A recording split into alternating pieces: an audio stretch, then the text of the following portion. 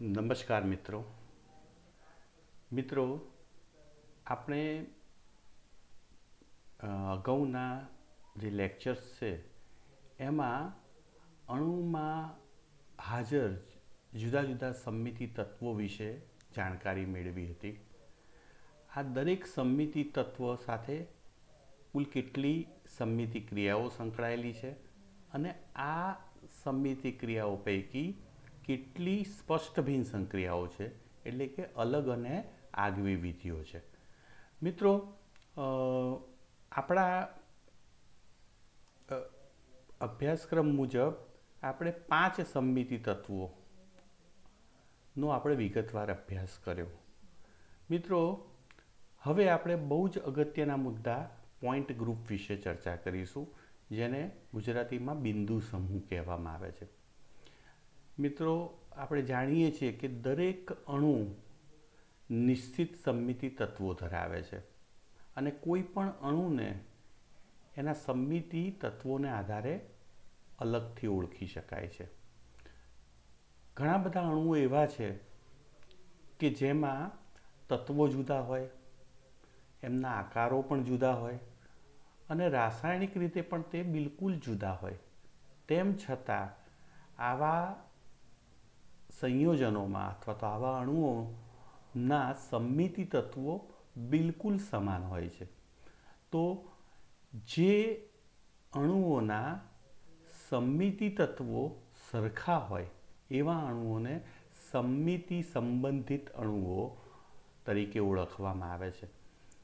દાખલા તરીકે અહીંયા તમારી સ્ક્રીન ઉપર તમે જોઈ શકો છો NH3 છે, PH3 છે, CSCl3 છે અને આવા ઘણા અણુઓ કે જેમાં હાજર પરમાણુઓ બિલકુલ જુદા છે, એમના આકારો પણ જુદા છે અને રાસાયણિક રીતે પણ તેઓ જુદા છે. તેમ છતાં આ બધા જ અણુઓની અંદર EC3 અને 3 સિગ્મા-V એ સમમિતિ તત્વો હાજર જોવા મળે છે. મિત્રો, જે અણુ EC3 અને 3 સિગ્મા-V ધરાવતો હોય, પછી એનો આકાર ગમે તે હોય, રાસાયણિક રીતે ગમે તે રીતે હોય, તો એવા અણુઓને સિમેટ્રીની દ્રષ્ટિએ એક ચોક્કસ સંજ્ઞા આપવામાં આવે છે અને આ જે સંજ્ઞા આપવામાં આવે છે એને બિંદુ સમૂહ અથવા તો પોઈન્ટ ગ્રુપ તરીકે ઓળખવામાં આવે છે. તો આ જે સમમિતિ તત્વો ધરાવતો જે અણુ છે એનું પોઈન્ટ ગ્રુપ અથવા તો બિંદુ સમૂહ C3V, અહીંયા ખોટું છે, C3V તરીકે ઓળખાય છે. મિત્રો, સમમિતિ સમૂહ પોઈન્ટ ગ્રુપ નક્કી કરવા માટે મુખ્યત્વે 2 પદ્ધતિઓનો ઉપયોગ થાય છે. એક છે સુલ્ફલાઇઝ પદ્ધતિ, જે મોટે ભાગે આપણા જેવા કેમિસ્ટો ઉપયોગમાં લેતા હોય છે અને આ પદ્ધતિમાં યોગ્ય ભ્રમણક CN, R શીતલ અને I આના પરથી બિંદુ સમૂહ નક્કી કરવામાં આવતો હોય છે. એટલે કે આ પદ્ધતિ જે છે એ યોગ્ય ભ્રમણક, R શીતલ અને I એટલે કે સમમિતિ કેન્દ્ર ઉપર આધારિત છે. બીજી અન્ય પદ્ધતિ જે છે એ હર્મન-મોગુઇન પદ્ધતિ તરીકે ઓળખાય છે. મોટે ભાગે બહુ જ કોમ્પ્લિકેટેડ અણુઓ હોય ત્યારે આ પદ્ધતિનો ઉપયોગ ક્રિસ્ટલોગ્રાફર્સ દ્વારા કરવામાં આવતો હોય છે. આપણા માટે એ પદ્ધતિ ઉપયોગી નથી. તો આપણે બિંદુ સમૂહ નક્કી કરવા માટે સુલ્ફલાઇઝ પદ્ધતિનો ઉપયોગ કરીશું. મિત્રો, અહીંયા એક ચાર્ટ આપેલો છે. આ ચાર્ટને આપણે યાદ રાખવાનો છે બિંદુ સમૂહ નક્કી કરવા માટે. મિત્રો, અહીંયા સૌ પ્રથમ આપણે શું કરવાનું છે તો કે અણુનો આકાર આપણી આંખ સમક્ષ અણુને કલ્પી અને એમાં હાજર સમમિતિ તત્વો આપણે નક્કી કરવાના છે. એક વખત સમમિતિ તત્વો બધા નક્કી થઈ ગયા તો પછી એ સમમિતિ તત્વોને આધારે થોડાક પ્રશ્નો સિસ્ટેમેટિક રીતે આ રીતે પૂછી અને એમાં રહેલા બિંદુ સમૂહને આપણે નક્કી કરી શકીએ છીએ. મિત્રો, આપણે અહીંથી સ્ટાર્ટ કરીએ છીએ તો પહેલો પ્રશ્ન અણુને પૂછવાનો છે કે અણુ તો રેખીય છે? જો અણુ રેખીય હોય તો બીજો પ્રશ્ન પૂછવાનો, કારણ કે રેખીય અણુ આપણે જાણીએ છીએ એમ બે પ્રકારના છે. એક કેવા સમમિતીય રેખીય અણુઓ અને બીજા અસમમિતીય. તો સમમિતીય રેખીય અણુઓ તો એમાં આઈ હાજર હોય છે, એટલે એનો બિંદુ સમૂહ થાય ડી ઇન્ફિનિટિવ એચ. આપણે જાણીએ છીએ કે કોઈ પણ રેખીય અણુમાં સી ઇન્ફિનિટિવ અક્ષ હોય છે. એટલે જો અણુ રેખીય હોય અને જો એમાં આઈ હાજર હોય તો એનો બિંદુ સમૂહ ડી ઇન્ફિનિટિવ એચ થાય, અને જો આઈ ગેરહાજર હોય તો સી ઇન્ફિનિટિવ વી થાય. મિત્રો, જો અણુ રેખીય નથી એટલે કે અરેખી છે તો આપણે બીજો પ્રશ્ન તરત જ પૂછવાનો કે શું અણુમાં C2 કરતાં ઊંચા ક્રમવાળી એટલે કે C3 C4 આવી 3 કે તેથી વધુ અક્ષો આવેલી છે? જો એવું હોય તો એ વખતે કેટલી અક્ષ છે? C2 કરતાં ઊંચા ક્રમવાળી એટલે C3 C4 C5. જો 3 C4 અક્ષ આવેલી હોય તો અષ્ટફલકીય રચના છે, તેનું OH બિંદુ સમૂહ ગણાય છે. જો 4 C3 અક્ષ આવેલી હોય અણુમાં સમમિતિ તત્વ તરીકે તો ચતુષ્ફલકીય રચના એટલે એને ટેટ્રાહેડ્રલ કહેવામાં આવે છે. અને જો 6 C5 અક્ષ આવેલી હોય તો એને IH બિંદુ સમૂહ તરીકે ઓળખવામાં આવે છે. મિત્રો, બકીબોલ જેવા બહુ જ મોટા બલ્કી અણુ જે છે એમાં IH બિંદુ સમૂહ હોય છે. આપણે મોટે ભાગે આવા અણુઓ આપતા નથી.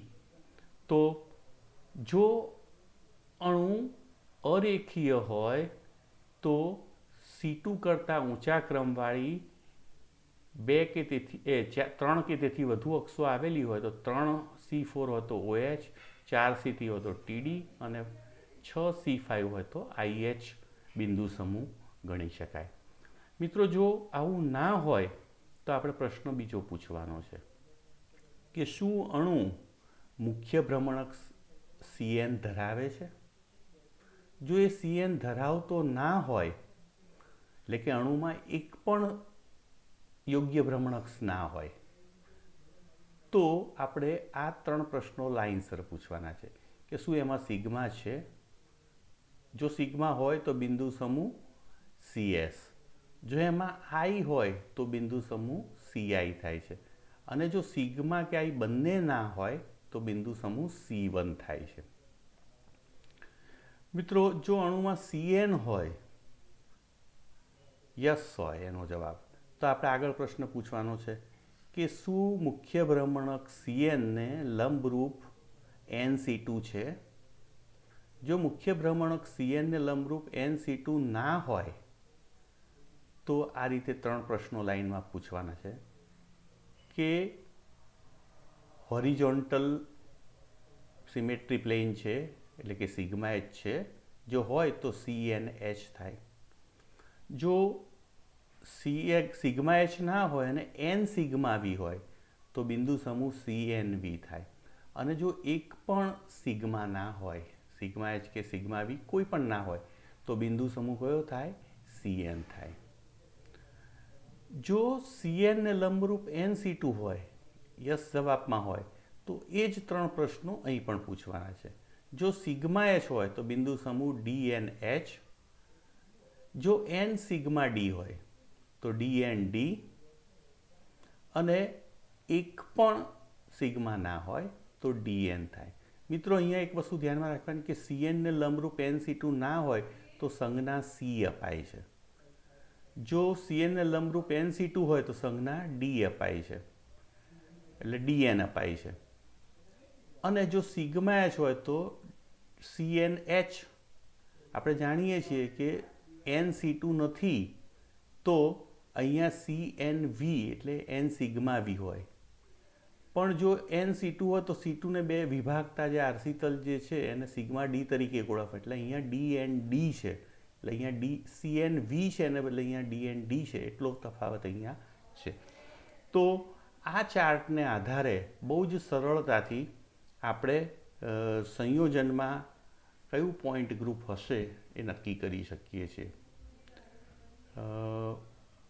મિત્રો, અહીં તમે જોઈ શકો છો કે H2O આપણે ઉદાહરણ તરીકે લઈએ છીએ, પહેલું એનો આપણે પોઈન્ટ ગ્રુપ નક્કી કરીએ. મિત્રો, આપણે જાણીએ છીએ કે આ જે છે C2 અક્ષ છે, E હંમેશા હોય છે, આ C2 અક્ષ છે, અને અણુ સમતલીય હોવાથી એની આણ્વિક સપાટી જે છે એક આરસી-તલ અને બીજો બિલકુલ આ ઊભો જે છે એ બે આરસી-તલ છે. બંને સિગ્મા વી પ્રકારના છે, એટલે EC2 અને 2 સિગ્મા વી. તો આપણે સમમિતિ તત્વો નક્કી કરી દીધા. હવે પેલા પ્રમાણે આપણે એના પોઈન્ટ ગ્રુપ નક્કી કરીએ મિત્રો. તો પહેલો પ્રશ્ન આને પૂછીએ છીએ, એમાં સમમિતિ તત્વો છે. તો પહેલો, અણુ રેખીય છે? તો અણુ રેખીય નથી, એટલે D∞H અને C∞V ગેરહાજર, એટલે આપણે આ લાઈનમાં નથી અણુ. તો પૂછવાનું બીજું કે C3 કે તેથી ઉપરની અક્ષો 3 કે તેથી વધુ છે? તો આમાં તો માત્ર C2 જ છે, એટલે OH, TD અને IH નથી. અહીંયા CN છે અને CN ને લંબરૂપ NC2 CN છે? તો કે હા છે, એટલે CS, CI અને C1 ના હોય. અહીંયા CN મુખ્ય ભ્રમણકક્ષ એક જ છે, એને લંબરૂપ 2 C2 પાછી નથી, એટલે આપણું બિંદુ સમૂહ કયો થશે? તો કે કાં તો CNH, CNV અથવા તો CN. હવે આપણે પ્રશ્ન પૂછીએ છીએ, કારણ કે મુખ્ય ભ્રમણકક્ષ છે પણ એને લંબરૂપ 2 C2 નથી, એટલે આપણે આ ખાનામાં અહીંયા આવી ગયા છીએ. તો પૂછવાનું તો કે સિગ્મા H છે? પહેલો પ્રશ્ન. તો કે ના, તો સિગ્મા H નથી એટલે આ ના હોય. બીજો પ્રશ્ન કે 2 સિગ્મા વી છે? તો કે યસ. તો બિંદુ સમૂહ કયો થાય? CNV, એટલે કે C2V. તો આનો અર્થ એમ થયો કે H2O જે છે એનો બિંદુ સમૂહ કયો થયો? C2V. તો આમ H2Oમાં EC2 ને 2 સિગ્મા વી છે અને એનો બિંદુ સમૂહ એટલે કે પોઈન્ટ ગ્રુપ C2V થાય છે. મિત્રો, આપણે હવે બીજું ઉદાહરણ લઈએ, BCl3નું. આપણે અગાઉ બધાના જ જે સમમિતિ તત્વો છે બહુ જ સહેલાઈથી નક્કી કરેલા છે, છતાં આપણે ફરીવાર અહીંયા કરીએ છીએ. અણુ કેવો છે? આ પણ સમતલીય અણુ છે. મિત્રો, અહીંયા તમે જોઈ શકો છો કે બીમાંથી પસાર થતી અને આણ્વિક સપાટીને લંબરૂપ આવી આ C3 અક્ષ છે, તો EC3. મિત્રો, આ એક બી અને સીએલમાંથી પસાર થતી, બીજી બી અને સીએલમાંથી અને ત્રીજી ને બી સીએલમાંથી પસાર થતી એવી 3 C2. આ ઉપરાંત આણ્વિક સપાટી જે છે એ સિગ્મા H બને છે, અને 3 સિગ્મા વી કે આ બ્લુ કલરના 3 દર્શાવ્યા છે એ આ 3 સિગ્મા વી કે જે આ સિગ્મા H ને બિલકુલ લંબ છે અને મુખ્ય ભ્રમણક C3 ને સમાવે છે. તો આમ EC3 3 C2 sigma H 3 sigma વી. આ ઉપરાંત એમાં C3 ને સિગ્મા H એટલે S3 પણ હોય જ. તો મિત્રો, હવે એનો પોઈન્ટ ગ્રુપ અહીંયા D3H, પણ એ કેવી રીતે નક્કી થાય? તો આપણે ફરીથી આગળ એ ચાર્ટમાં જોઈએ મિત્રો. તો આપણે હમણાં જ વાત કરી પ્રમાણે આ સમમિતિ તત્વો નક્કી કર્યા. તો અહીંથી આપણે સ્ટાર્ટ કરીએ. તો અણુ રેખીય છે? તો ના, અણુ રેખીય નથી, એટલે આપણે અહીંયા આવવાનું. આ નથી, એટલે કે D∞H અને C∞V નથી. હવે બીજો પ્રશ્ન કે C2 કરતાં ઊંચા ક્રમવાળી 3 કે તેથી વધુ અક્ષો છે? તો ના, અહીંયા C2 કરતાં ઊંચા ક્રમવાળી માત્ર એક જ C3 અક્ષ જ છે, એટલે OH, TD અને IH પણ નથી. એટલે હવે આપણે ત્રીજો પ્રશ્ન પૂછીએ છીએ કે અહીંયા મુખ્ય ભ્રમણકક્ષ છે? તો કે હા છે. તો આપણે છે એટલે અહીંયા આવવાનું. જો ના હોય તો અહીંયા જવું પડે, પણ અહીંયા નથી મુખ્ય ભ્રમણકક્ષ છે, એટલે CS, CI અને C1 ના હોય. હવે આપણે આગળ વધીએ છીએ કે CN ને લંબરૂપ NC2, એટલે અહીંયા C3 ને લંબરૂપ 3 C2 છે? તો કે હા છે. તો C3 ને લંબરૂપ 3 C2 હોવાથી આપણે અહીંયા જવું પડે, એટલે સંજ્ઞા D3H, D3D અથવા તો D3 પોઈન્ટ ગ્રુપ થાય. હવે પહેલો પ્રશ્ન પૂછવાનો છે અહીંયા કે સિગ્મા H છે? તો કે હા, સિગ્મા H છે. તો સિગ્મા H હોય તો બિંદુ સમૂહ આ થાય DNH. DNH એટલે D3H. તો મિત્રો, આનો બિંદુ સમૂહ જે છે એ D3H થાય. તો આમ બહુ જ સહેલાઈથી આપણે બિંદુ સમૂહ જો આ ચાર્ટના પ્રશ્નો થોડાક યાદ રાખીએ તો સહેલાઈથી નક્કી કરી શકીએ છીએ. મિત્રો અહીંયા બીજું ઉદાહરણ લીધું છે PtCl4-2નું. મિત્રો આ સમતલીય ચોરસ અણુ છે. અહીંયા સમિતિ તત્વો કયા છે? EC4 કે જે S4 બને છે, 4C2, sigma H, 2 sigma V, 2 sigma D અને I. આપણે આ જાણીએ છીએ કે આ જે આણ્વિક સપાટી જે છે એને લંબરૂપ આ C4 અક્ષ છે. મિત્રો એ ઉપરાંત સામસામેના Cl અને P2માંથી પસાર થતી એવી 2 C2, આ 2 C2 દોરેલી જે છે એ, અને ઉપરાંત અહીંયા વચ્ચેથી પણ 1 અને 2 એવી 2 C2, એમ કહ્યું 4 C2 એમાં હાજર છે. મિત્રો આ ઉપરાંત આમાં આરસી તલમાં એ આણ્વિક સપાટી જે છે એ એની સિગ્મા H બને છે, કારણ કે મુખ્ય ભ્રમણકક્ષને લંબરૂપ છે. આ ઉપરાંત 2 સિગ્મા V કે જે સામસામેના Clમાંથી પાસ થાય છે એવા, અને જે બ્રાઉન કલરના દર્શાવેલા છે એ 2 સિગ્મા D છે, તો 2 સિગ્મા V, 2 અને I અહીંયા વચ્ચે છે. મિત્રો અહીંયા 2 સિગ્મા D, આ 2 સિગ્મા D છે. કેમ? કારણ કે આ 2 C2 વચ્ચેના ખૂણાને દુભાગે છે. તો આમ EC4, 4 C2, sigma H, 2 sigma V, 2 sigma D અને I છે.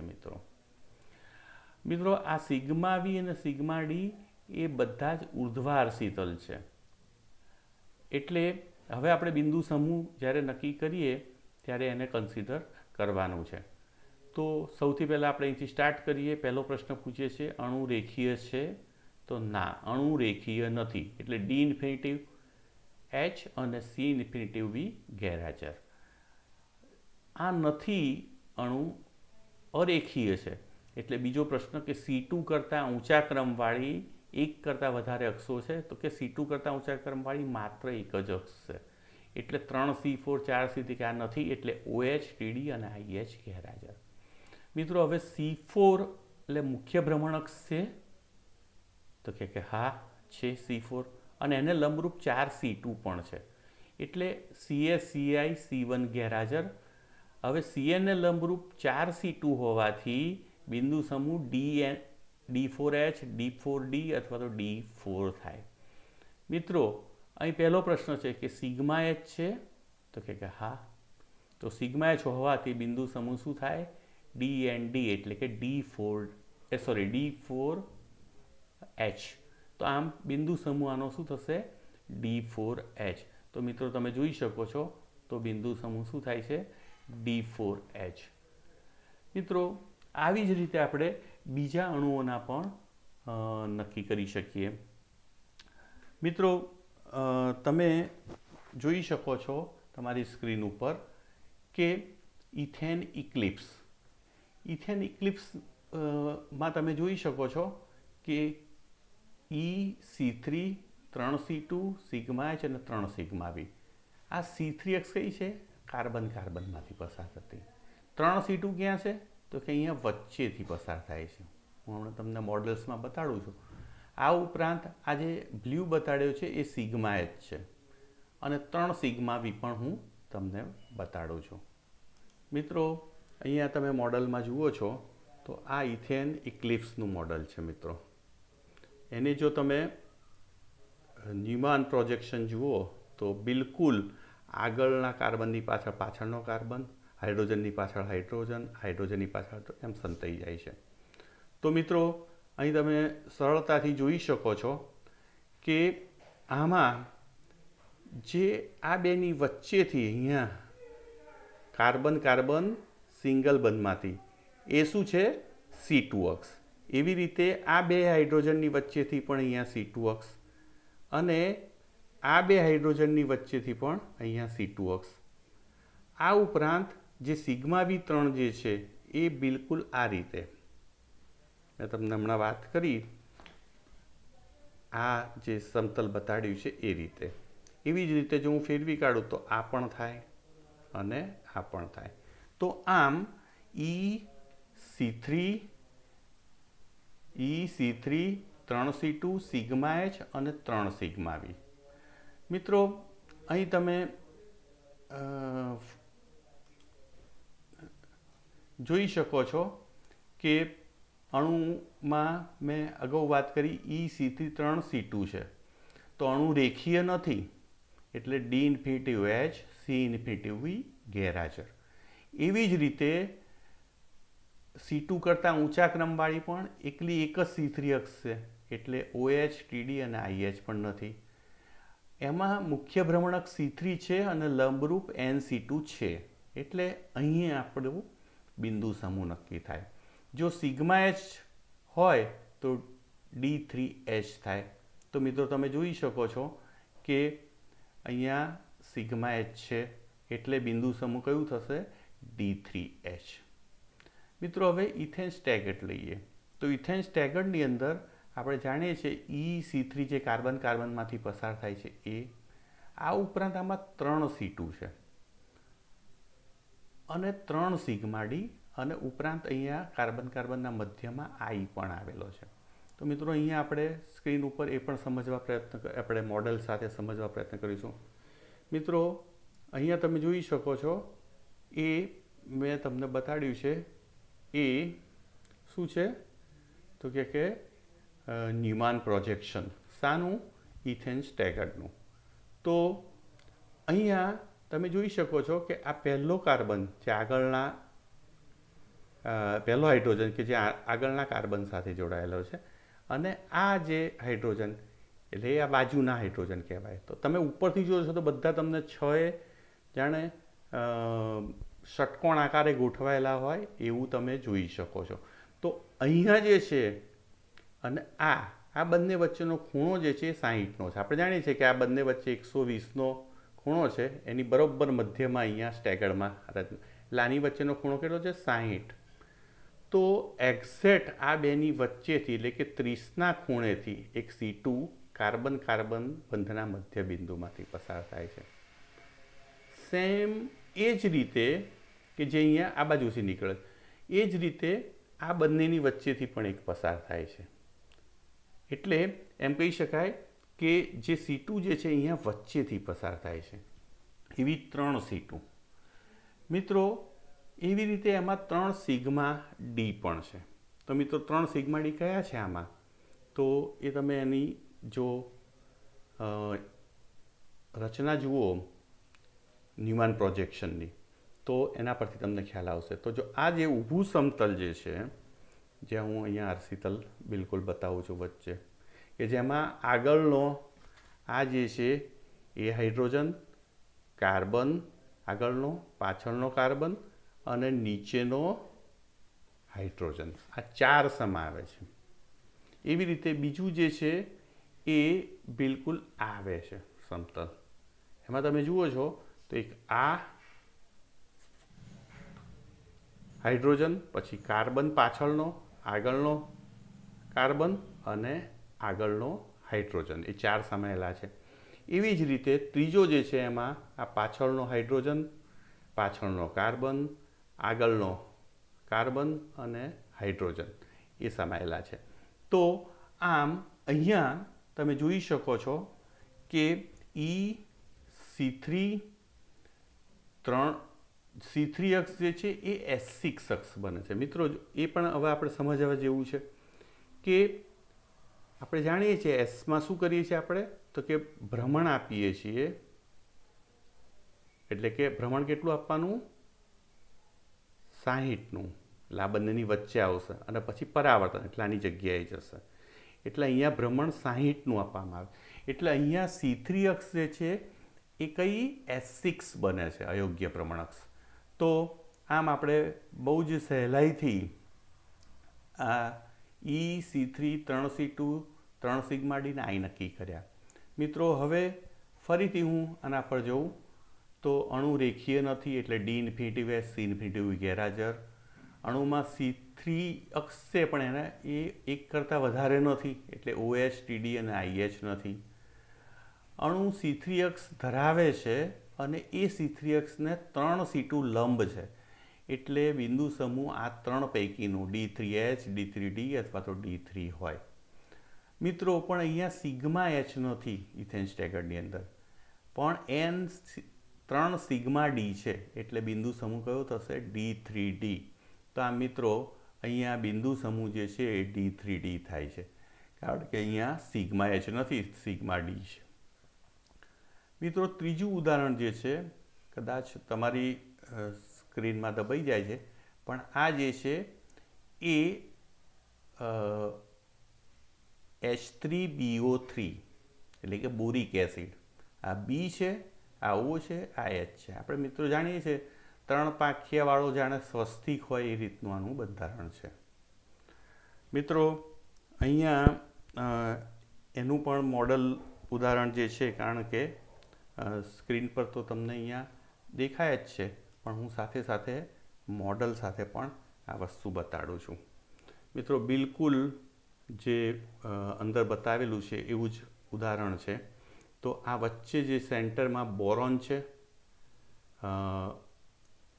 આ ઓક્સિજન, આ હાઇડ્રોજન, આ ઓક્સિજન હાઇડ્રોજન, આ ઓક્સિજન હાઇડ્રોજન. એ તો તમે અહીંયા જોઈ શકો છો કે આ રચના જે છે એ બિલકુલ સમતલ્ય અણુ છે. આ બધા જ પરમાણુઓ, અને આ જાણે સ્વસ્તિક દોર્યો હોય એ રીતનું છે, પણ 3 પાંખિયાવાળો.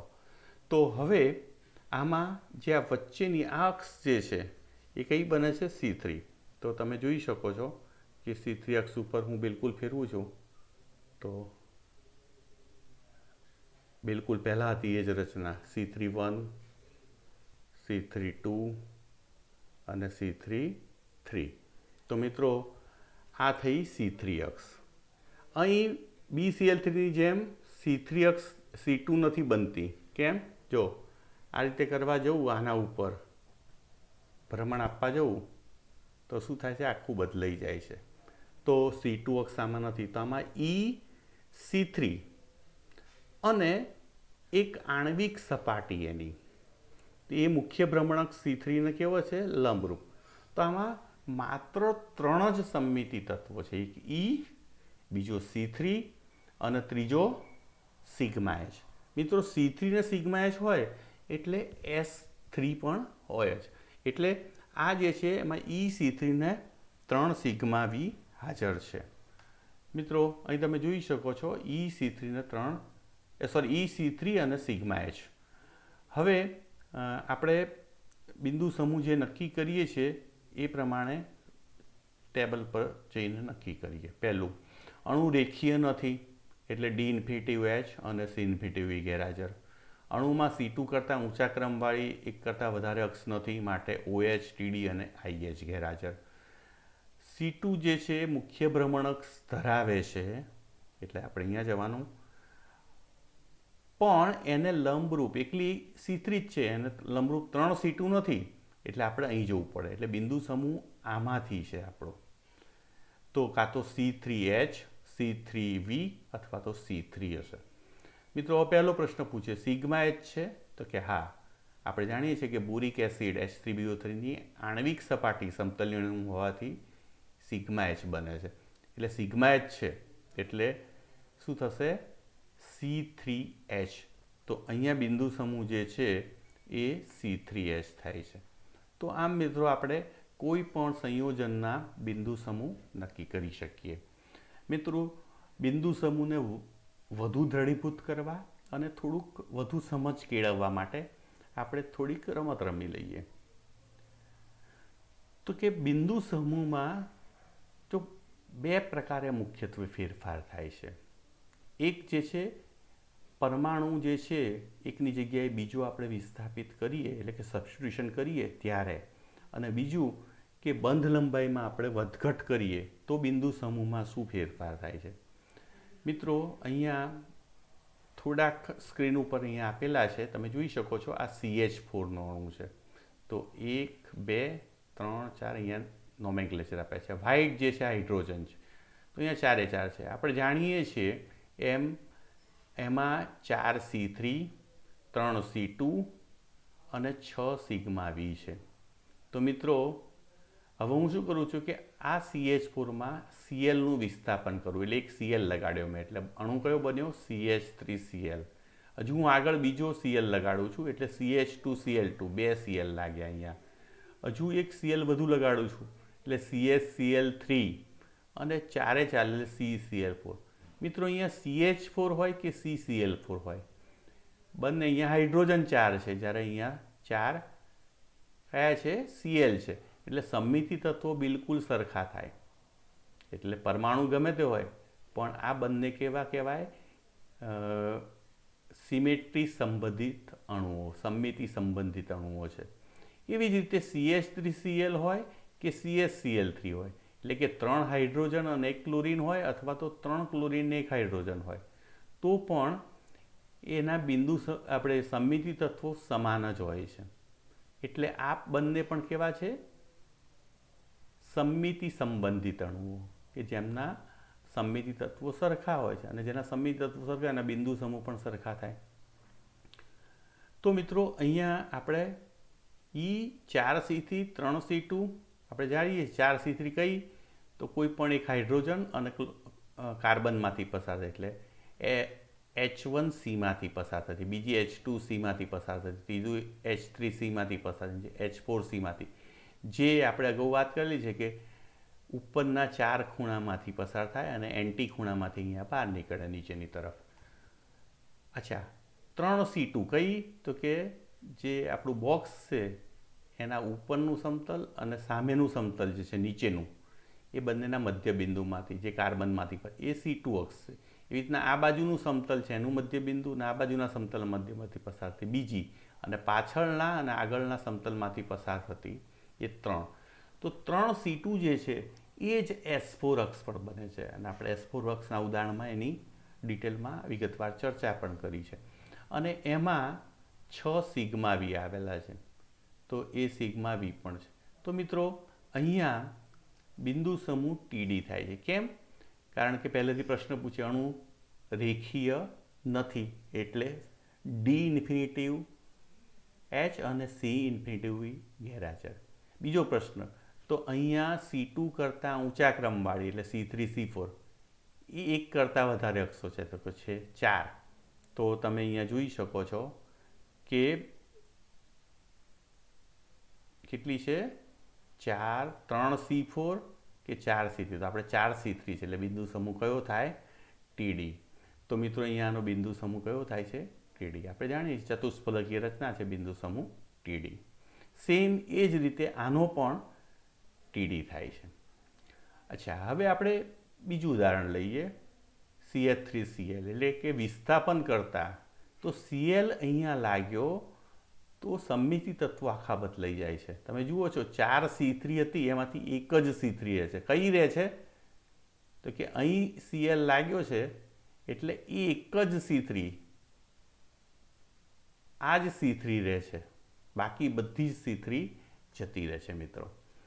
એવી જ રીતે 3C2 હતી, એ પણ અહીંયા બિલકુલ નાશ પામે છે. તો એક ક્લોરીનની હાજરીથી આ જે CH4માં સમમિતિ તત્વો બધા ગુમ થઈ જાય છે, ઘણા બધા. અને 6 હતા, એમાંથી 3 સિગ્મા વી અહીંયા હાજર રહે છે. એટલે અહીંયા EC3 અને 3 સિગ્મા વી. અગાઉ આપણે સ્ટાર્ટિંગમાં જ વાત કરેલી કે NH3 જેવા જ બિલકુલ સમમિતિ તત્વો છે આના, એટલે અહીંયા બિંદુ સમૂહ C3V થાય છે. તો મિત્રો અહીંયા પણ અણુ જે છે રેખીય નથી, એટલે TD C ઇન્ફિનિટિવ V અને D ઇન્ફિનિટિવ H ગેરહાજર. C2 કરતાં ઊંચા ક્રમવાળી 1 કરતાં વધારે અક્ષ નથી, એટલે TD OH ને IH ગેરહાજર. અહીં C3 અક્ષ છે પણ એને લંબરૂપ 3C2 નથી, એટલે બિંદુ સમૂહ કાં તો C3H, C3V અથવા તો C3 થશે. અહીં સિગ્મા H નથી, એટલે બિંદુ સમૂહ કયો થશે? 3 સિગ્મા V છે, એટલે બિંદુ સમૂહ C3V થાય. તો મિત્રો બિંદુ સમૂહ C3V છે અહીંયા. એવી જ રીતે આપણે આગળ વધીએ તો બીજો Cl વિસ્થાપન કરતાં CH2Cl2 બને છે. તો મિત્રો તમે જુઓ છો અહીં બતાવેલી છે C2 અક્ષ બને છે, 1 2ની જગ્યાએ જાય, 2 1ની જગ્યાએ. એ જ વખતે નીચેના Cl પણ ટ્રાન્સફર થાય, તો આ એક C2 બને છે. આ ઉપરાંત તમે 2 સિગ્મા V, એટલે કે 2 હાઇડ્રોજનને સમાવતો જે સમતલ છે એ, અને 2 ક્લોરીનને સમાવતો સમતલ જે છે એ 2 સિગ્મા V બને છે. એટલે અહીંયા EC2 ને 2 સિગ્મા V, તો બિંદુ સમૂહ C2V બને છે. તો મિત્રો અહીંયા તમે જુઓ છો પાણીનો પણ C2V છે, H2O નો પણ, અને CH2Cl2 નો પણ C2V છે. એટલે પાણી અને CH2Cl2 બંને સમમિતિ સંબંધિત અણુઓ કહેવાય. એમના બિલકુલ રાસાયણિક ગુણધર્મોથી લઈને આકારથી લઈને બધું જ જુદું છે, છતાં પણ એના સિમેટ્રી એલિમેન્ટ્સ છે જે સમમિતિ તત્વો સમાન હોવાથી બિંદુ સમૂહ સરખો થાય છે. તો મિત્રો તમે જોયું કે CH4માં ક્લોરીનનું ક્રમશઃ વિસ્થાપન કરતાં બિંદુ સમૂહમાં કેવો ફેરફાર થાય છે? તો કે TD માંથી C3V, C3V માંથી C2V, C2V માંથી C3V અને ફરી પાછો TD. તો આમ CH4, CH3Cl, CH2Cl2, CHCl3 અને CCl4માં ક્રમશઃ બિંદુ સમૂહ TD, C3V, C2V, C3V અને TDમાં ફેરફાર થાય છે. તો આપણે ચતુષ્ફલકીય રચનામાં CH4માં જે હાઇડ્રોજનનું ક્રમશઃ ક્લોરીન વડે વિસ્થાપન કરીએ તો શું થાય? મિત્રો હવે આપણે બીજું ઉદાહરણ લઈએ છીએ અને કયું લઈએ છીએ? PCl5નું. મિત્રો આપણે જાણીએ છીએ કે PCl5માં અહીંયા ત્રિકોણ છે અને ઉપર ને નીચે પણ Cl છે. ત્રિકોણમાં 3 Cl આવેલા છે અને ત્રિકોણીય Cl કહેવામાં આવે છે, જ્યારે આને અક્ષીય Cl, તો 2 અક્ષીય Cl અને 3 ત્રિકોણીય Cl. આ જે છે આનો ખૂણો જે છે અક્ષીય વચ્ચેનો એ કેટલો છે? 120નો છે, જ્યારે ત્રિકોણીય વચ્ચેનો અને અક્ષીય અને ત્રિકોણીય વચ્ચેનો 90નો ખૂણો છે મિત્રો. તો અહીંયા આપણે જોઈ શકીએ છીએ તો PCl5માં પણ જો હું વિસ્થાપન કરું તો સૌથી પહેલાં આપણે વિસ્થાપન ક્યાં કરીએ છીએ? તો અક્ષીય Cl જે છે એનું Br વડે વિસ્થાપન કરીએ. તો પહેલું અહીંયા Br વિસ્થાપન કર્યો મેં, તો Clની જગ્યાએ અહીંયા Br થયો. ફરી પાછું વિસ્થાપન કરું છું સામેની સાઈડ, તો બંને Br થઈ જાય છે. તો અહીંયા મેં માત્ર અક્ષીય 2 Cl જે છે એનું ક્રમશઃ Br વડે વિસ્થાપન કર્યું. હવે શું થાય છે? તો કે PCl5માં આપણે જાણીએ છીએ કે આ અક્ષીયમાંથી પસાર થતી જે છે C3 અક્ષ છે, જે S3 પણ બને છે, કારણ કે C3 અને સિગ્મા H હોય તો S3 હોય જ. બીજું કે આ જે ત્રિકોણીય Cl જે છે એના કોઈ પણ એક Cl અને Pમાંથી પસાર થતી એવી 3 C2 જે છે, જે ત્રિકોણમાંથી પસાર થાય છે એ 3 C2 છે. આ C3ને લંબ છે મુખ્ય ભ્રમણકક્ષને. આ ઉપરાંત જે ત્રિકોણ જે છે એ સમાવતું જે સમતલ છે એ સિગ્મા H બને છે, કારણ કે મુખ્ય ભ્રમણક C3ને લંબ છે આ સમતલ. અને 3 સિગ્મા V એટલે શું? તો કે આ ત્રિકોણનો કોઈ પણ એક Cl અને ઉપરના અને નીચેના અક્ષીય Cl અને Pને સમાવતો એક સમતલ, એવી રીતે બીજો Cl લઈને એને સમાવતો 4 પરમાણુને સમાવતો, એવા 3 સિગ્મા V બને છે. આ સિગ્મા V કેમ કહેવાય છે? કારણ કે મુખ્ય ભ્રમણકક્ષને સમાવે છે. તો મિત્રો અહીંયા બિંદુ સમૂહ જો એક વસ્તુ ધ્યાનમાં રાખવાની કે જ્યારે C3ને લંબરૂપ 3 C2 હોય ત્યારે D3 થાય અને સિગ્મા H હોય તો H, એટલે બિંદુ સમૂહ કયો થયો? D3H. આને આપણે પેલા ચાર્ટની મદદથી પણ લાઇનસર કરી શકીએ છીએ. આપણે અહીંયા સબસ્ટિટ્યુશનની બિંદુ સમૂહ પર કેવી રીતે અસર થાય છે ચકાસવી છે. એટલે બિંદુ સમૂહ નક્કી કરતાં તો તમને આવડી ગયું છે, એટલે હું થોડીક ઝડપ સાથે જઈશ. તો C3ને લંબરૂપ 3 C2 છે એટલે D3 થાય અને સિગ્મા H એટલે D3H. તો PCl5નો બિંદુ સમૂહ D3H છે. હવે બ્રોમિન વડે એક વિસ્થાપન કર્યું અક્ષીય, તો આ C3 અક્ષ જળવાઈ રહે છે, પણ પેલી 3 C2 હતી અહીંયા એ અહીંયા રહેતી નથી. એવી જ રીતે સિગ્મા H પણ અહીંયા જે હતું એ જતું રહે છે, કારણ કે Brની સામે Br નથી, Cl છે અહીંયા, એટલે સિગ્મા H નથી, પણ 3 સિગ્મા V રહે છે. એટલે માત્ર એક પરમાણુ Cl પરમાણુની જગ્યાએ Brનું વિસ્થાપન થતાં શું જતું રહ્યું? તો કે S3 જતી રહી, 3 C2 જતી રહી અને સિગ્મા H પણ જતી રહી. તો C3 ને 3 સિગ્મા V. મિત્રો જ્યારે C3 હોય પણ એને લંબરૂપ 3 C2 ના હોય તો બિંદુ સમૂહ C3 થાય, અને અહીંયા સિગ્મા H નથી પણ 3 સિગ્મા V છે એટલે C3V. આનો બિંદુ સમૂહ C3V થાય છે. મિત્રો હવે ફરીથી બીજા પરમાણુનું વિસ્થાપન કર્યું તો સામે ફરીથી Br આવી ગયા, જેવો બીઆર અહીંયા નવો વધારાનો આવ્યો તો એ C3 અક્ષવાળામાં જ ઉમેરાયો છે, એટલે C3 અક્ષ એમની એમ રહે છે. જ્યારે પેલી 3C2 જે અહીંયા જતી રહી હતી એ ફરી પાછી આવી જાય છે, 3C2. એ જ પ્રમાણે આર્સિતલ જે હતું સિગ્મા એચ હોરિઝોન્ટલ એ પણ આવી જાય છે, અને 3 સિગ્મા વી તો હતા જ. તો આમ ફરીથી બીઆર આવવાથી આના જેવો જ બિંદુ સમૂહ થઈ જાય છે. તો PCl5 છે અને PCl3Br2 છે, પણ અક્ષીય બીઆરમાં અક્ષીયમાં 2 બીઆર લાગે છે, એટલે આ બંનેના બિલકુલ સમમિત તત્વો સરખા થાય છે, એટલે બિંદુ સમૂહ પણ સરખું થાય છે. તો આમ PtCl4માં 2 અક્ષીય સીએલનું બીઆર વડે વારાફરતી વિસ્થાપન કરતા બિંદુ સમૂહમાં D3H એમાંથી C3V થાય છે અને ફરી પાછો D3H થઈ જાય છે. મિત્રો, હવે આપણે અક્ષીયને બદલે આપણે શું કરીએ છીએ તો કે ત્રિકોણીય જે ટ્રાયંગ્યુલર સીએલ છે એમાં આપણે વિસ્થાપન કરીએ. ટ્રાયંગ્યુલર સીએલ કેટલા છે? 3. તો 3 સીએલમાં વિસ્થાપન કરીએ તો શું થાય છે એનો અભ્યાસ કરીએ. તો મિત્રો, અહીં અગાઉ વાત કરી ગયા છે કે બિંદુ સમૂહ D3H છે. હવે હું આ 3 સીએલમાં તો પહેલો બીઆરનું વિસ્થાપન આની જગ્યાએ કરું છું, પછી બીજો કરું છું અને 3 કરી દઉં છું. તો બહુ સ્વાભાવિક છે કે એકનું વિસ્થાપન કરતાં અહીંયા આવ્યો તો C3 અક્ષમાં ઉમેરાતો નથી, એટલે C3 અક્ષ જતી રહે છે અહીંથી. 3C2 હતી એ પૈકીની આ એક જ C2 કે જેમાં બીઆર ઉમેરાય છે એ જ રહે છે, એટલે C2. અને સિગ્મા બી પણ એ જ સિગ્મા અને બીજું જે આ ત્રિકોણ જે છે એ 2 સિગ્મા વી આમાં જોવા મળે છે, એટલે બિંદુ સમૂહ કયો થાય છે? C2V. તો બિંદુ સમૂહ C2V થાય છે.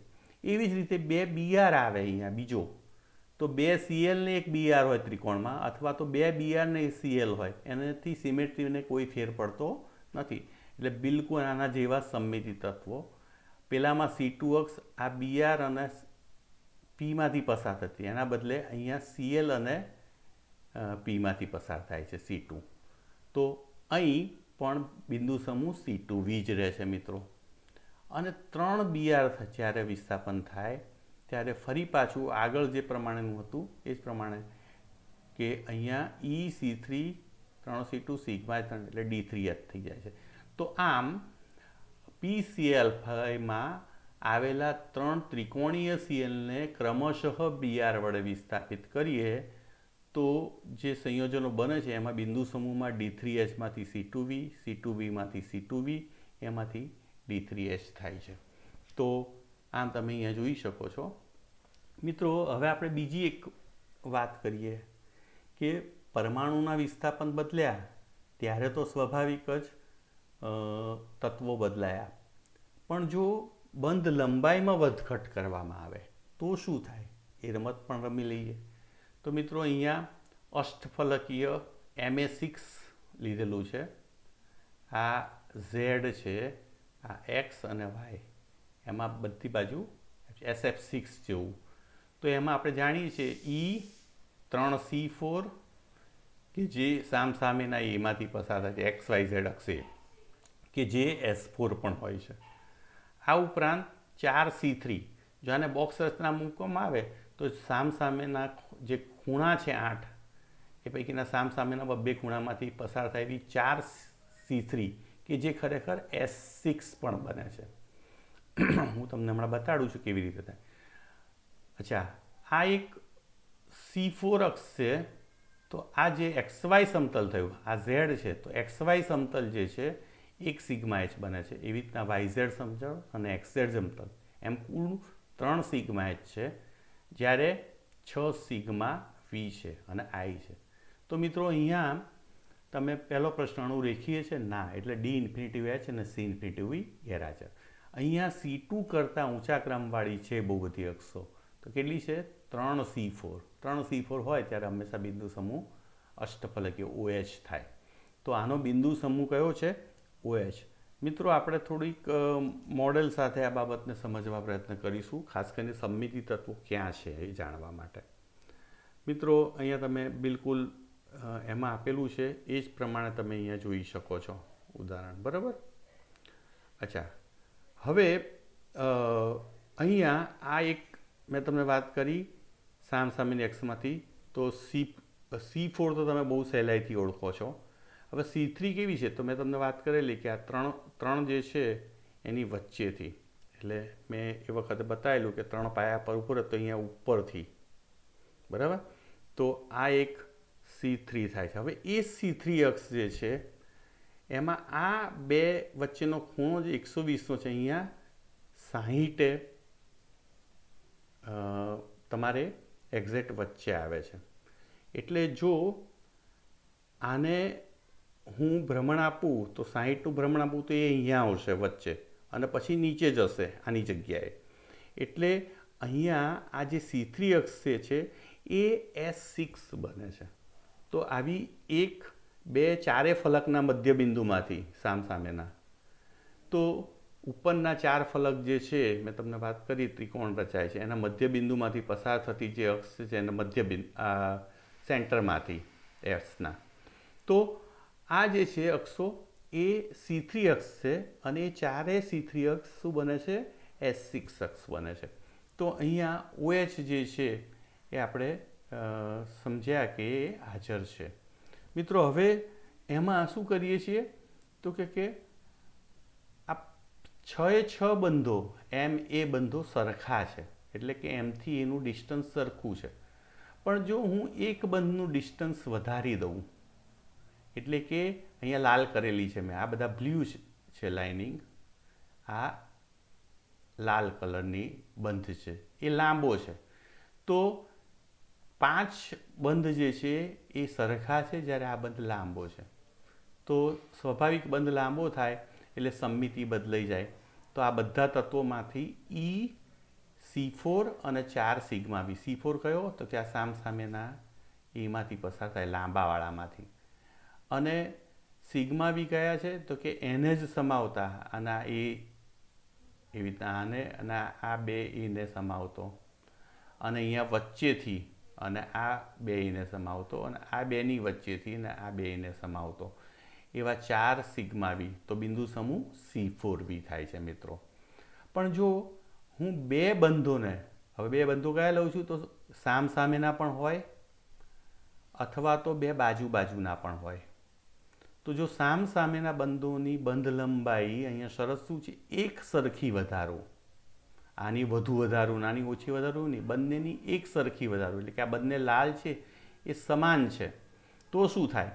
તો કે અહીંયા આ C4 બને છે, ઉપરાંત આ 1, આ 2 એમાંથી પસાર થતા એવા, અને અહીંયા વચ્ચેથી પસાર એમમાંથી જ માત્ર થાય એવા 2, એમ 4 C2 થાય છે.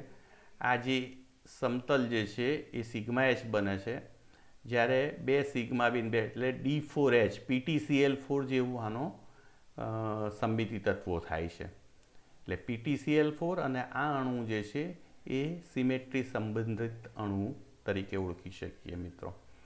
હવે જો હું આ બે પડોશમાં આવેલા બેની એક સરખી વધારું બંધ લંબાઈ, તો હવે સ્વાભાવિક છે કે આ અહીંયા લાંબુ થયું, તો અહીંયા જે વચ્ચેથી પસાર થતી અક્ષ જે છે આ એ C2 બને છે.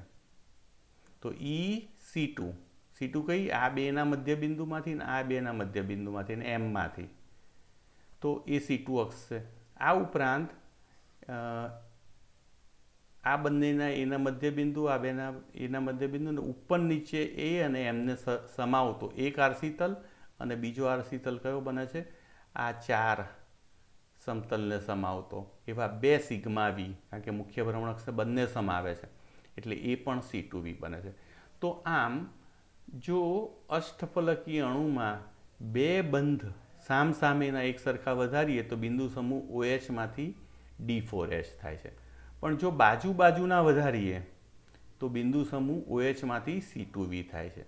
જ્યારે જો એક જ બંધની બંધ લંબાઈ વધારીએ તો બિંદુ સમૂહ OH C4 થાય છે. મિત્રો હવે આપણે 3 બંધ લંબાઈ વધારીએ એક સરખી, તો શું થાય? તો આપણે જાણીએ છીએ કે અષ્ટફલકીય રચના છે MA4ની. હવે એમાં એક સામસામેના અને એ 4 પૈકીનો કોઈ પણ એક લઈએ, તો આ જે છે એ C4 બને છે. તો C4 આ પ્રકારનું લાંબુ થાય છે. તો આ લાલ કરેલા ત્રણેય બંધ સરખા છે. તો આ એક C2 અક્ષ થાય છે. કઈ? તો કે એ, એમ અને આઈમાંથી પસાર થતી.